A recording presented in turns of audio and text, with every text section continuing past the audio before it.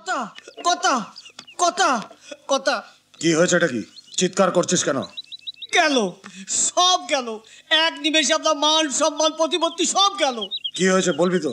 কি হয়নি তাই বলুন। বিনা মেঘে বজ্রাঘাত। আপনার এখানে থাকা চলে না কর্তা। নরহরি আর নরহরি, নরহরি এখন গৌরহরি হয়ে নবদ্বীপে গিয়ে নবজন্ম লাভ করবে। আমি এখানে থাকবো না কর্তা। ওই শালা ভক্তি বিশ্বাস যা শুরু করেছে, কোন দিন আমাকেই ভব করে পাঠিয়ে দেবে কর্তা। না কর্তা, এ বয়সে আমি আর মার খেতে পারবো না। কি হয়েছে পরিষ্কার করে বল তো। আমার চোখে নাই বা আমার মুখ থেকে নাই বা শুনলেন, নিজের চোখে একবার দেখে আসুন না। চাষিরা সব দল বেঁধে ভক্তি বিশ্বাসের সাথে বিডিও অফিসে যাচ্ছে। শুনলুম ব্যাংক থেকে মোটা অঙ্কের লোন নিয়ে মাঠকে মাঠ ধান চাষ করবে, রাইস মিলও শুরু করবে কর্তা। কর্তা, ভক্তি বিশ্বাসের কাছে আপনি গোয়ারা হেরে গেলেন কর্তা। নরহরি না, আমি হারবো না। আমি আগে কখনো হারিনি, আজও আমি হারবো না। দয়ারাম দত্ত অনেক দয়া দেখিয়েছে, এবার ওদের বুঝিয়ে দিতে হবে দয়ারাম কতটা নির্দয়ী হতে পারে। দিন না কর্তা, ভক্তি বিশ্বাসে ববলীলা সঙ্গ করে দিন না।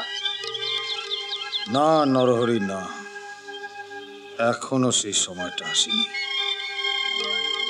এই লড়াইটা আমাকে বুদ্ধি দিয়ে জিততে হবে।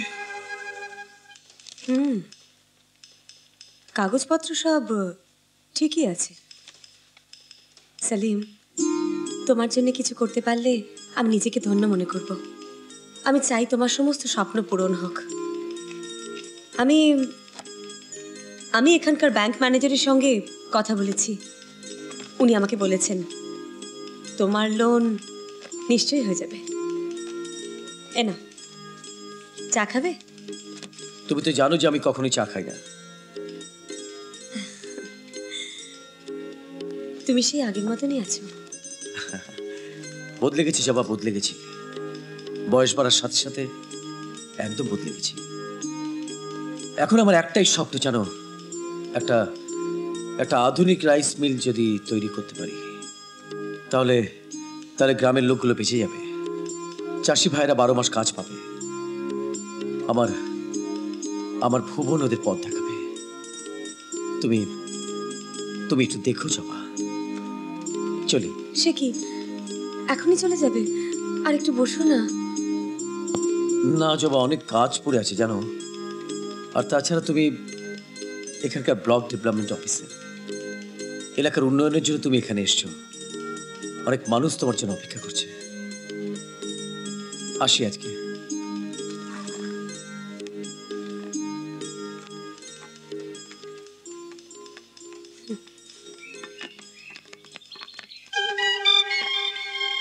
বাইরে দেখলাম আপনার প্রচুর শিষ্য বসে আছে, আবার এখানেও।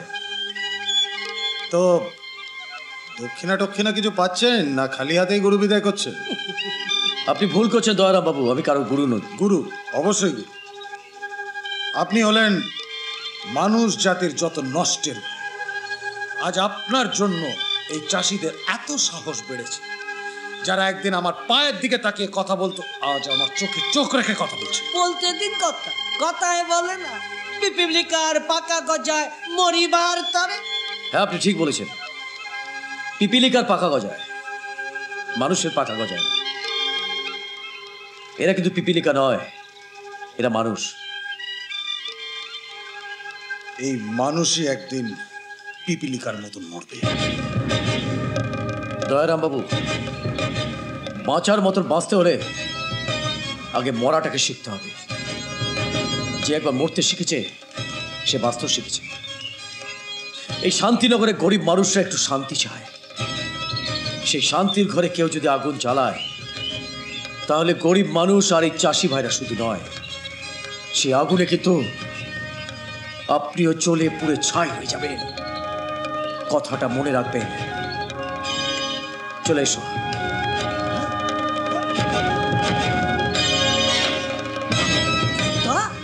ভক্তি বিশ্বাস আপনাকে ভয় দেখিয়ে গেল? ভয় দেখাচ্ছে, দেখাক। ওরা যত ভয় দেখাবে আমার জেদ ততটাই বাড়বে।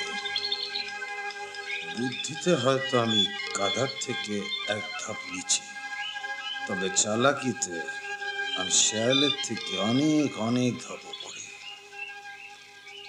এই ভক্তি বিশ্বাসের বিশ্বাস যদি আমি গ্রামের মাটিতে না পুঁতেছি, তো আমার নামও দয়ারাম দত্ত না। তার আগে বিডিও মেম সাহেবের সঙ্গে একটা বোঝাপড়া করে নিতে হবে। আয় তো আমার সঙ্গে। ভক্তি বিশ্বাসের জন্য আপনি ব্যাংক লোন সুপারিশ করেছেন, কাজটা কিন্তু আপনি ঠিক করেননি মেম সাহেব। আপনি? দয়ারাম দত্ত, আগেও দুবার দেখা হয়েছে। দয়ারাম বাবু, এটা আমার পার্সোনাল চেম্বার। এখানে ঢোকার আগে আমার অনুমতি নেওয়া উচিত ছিল। আপনার অনুমতি তোয়াক্কা করে না দয়ারাম দত্ত। দয়ারাম দত্ত নিজে দয়া করে আসে আর চলে যায়। Shut up. ধমক দিচ্ছেন? আপনার ধমককে দয়ারাম দত্ত পাত্তাও দেয় না। বেরিয়ে যান, বেরিয়ে যান এখান থেকে। শুনুন মেম সাহেব, আমি আপনার কোনো কথা শুনতে চাই না। আপনার লজ্জা করে না দয়ারাম বাবু? একটা মানুষ কত কষ্ট করে এই গ্রামের উন্নতি করতে চাইছে, আর আপনি সেটা নষ্ট করে দিতে চাইছেন। বেরিয়ে যান বলছি। আপনি যদি এক্ষুনি এখান থেকে না চলে যান, আমি কিন্তু পুলিশ ডাকতে বাধ্য হব। বেরিয়ে যান। ওই চেয়ারে বসে আপনি অনেক কিছুই করতে পারেন, তবে একটা কথা মনে রাখবেন, ক্ষমতা কারো চিরকাল থাকে না। চল রে নরহরি।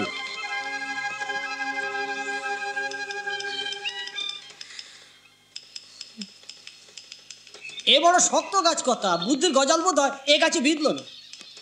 মেয়ে তো নয়, যেন মা মানুষ, কথার আগে ফোঁস করে ওঠে। উঠতে দে, ঠিক সময় আমি ওর ফুসফুসানি বন্ধ করে দেব। সরকারি অফিস, তাই এই অপমানটা সহ্য করলাম। নইলে ওকে বুঝিয়ে দিতাম আমার আসল রূপটা কত ভয়ঙ্কর। চল। আমি জানি না কেন ও আমার কাছে পরিচয় গোপন করছে। যতই বলুক ওর নাম ভূতনাথ, আমার মন বলছে ও আমার ভুবন। নইলে কেন এত টান ওর উপর? কালো গ্রামের বাড়ি যাচ্ছে, আমিও যাবো ওর পিছু পিছু। বাবা, বাবা, ভুবন, কেমন আছো? ভালো রে, ভালো। চল চল ভেতর চল। চল, আমাকে দে, আমাকে দে, আমাকে দে। চল চল মিস্টার ভুবন, আমি তোমাকে ঠিকই চিনেছিলাম, আর তুমি নিজেকে লুকিয়ে রাখতে পারবে না। কোনো খবর না দিয়ে তুমি এখানে চলে এসছো কেন? কেন চুপ করে আছো যে? তোমাকে আমি বলেছিলাম না পড়াশুনো শেষ না করে তুমি এখানে আসবে না? কেন এসছো? অনেকদিন মাকে দেখিনি, তাই মন কেমন করছিল। তাছাড়া আমার কালকে জন্মদিন, তাই চলে এলাম। জন্মদিন? জন্মদিন তো তুমি তোমার শহরের বন্ধুদের সঙ্গে কাটাও, তা হঠাৎ এবার গ্রামে আসার শখ হলো কেন? আহা, মেয়েটা দুদিনের জন্য এসেছে, থাক না। দুদিন? সির্ফ দুদিন? দুদিন পরেই যেন তোমার মেয়ে শহরে ফিরে যায়, কারণ তুমি ভালো করে জানো তোমার মেয়ের এখানে থাকাটা আমার পছন্দ না।